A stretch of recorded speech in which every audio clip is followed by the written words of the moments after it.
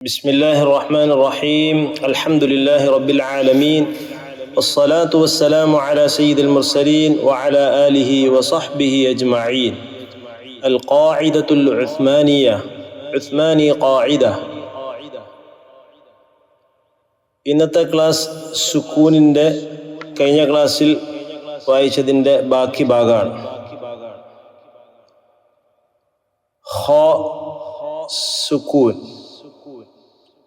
ഖഖ് റഖ് ദദ് സദ് ദദ് യദ് റർ തർ സസ് us സസ് യസ് ശശ് ഗശ് സസ് khus lull ഗൽ طط قط لل حل أع مع غض يغ فف لف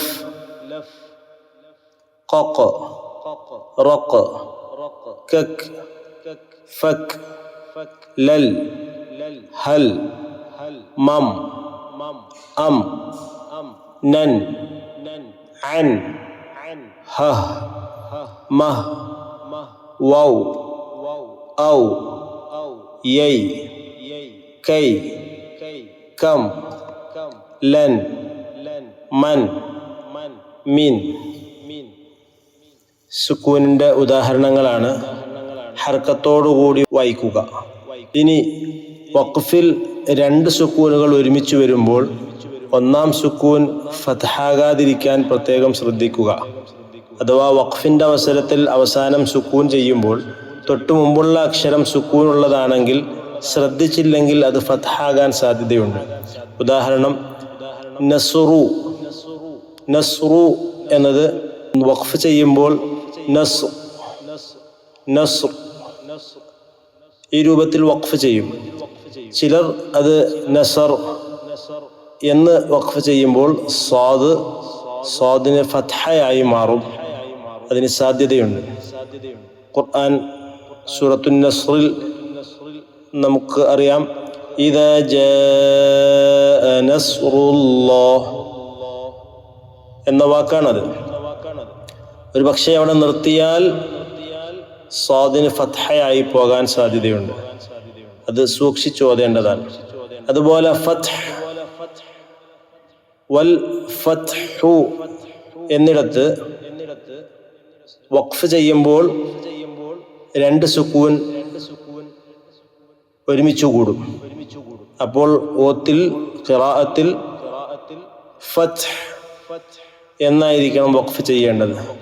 ഫതഹ് എന്ന് വഖഫ് ചെയ്താൽ താഇന് ഫത്ഹായി പോകും. വൽ ഫത്ഹ് إذا جاء نصر الله والفتح എന്നാണ് പാരായണം ചെയ്യേണ്ടത്. വൽ ഫതഹ് എന്ന് വഖഫ് ചെയ്താൽ താഇന് ഫത്ഹയായി പോകും.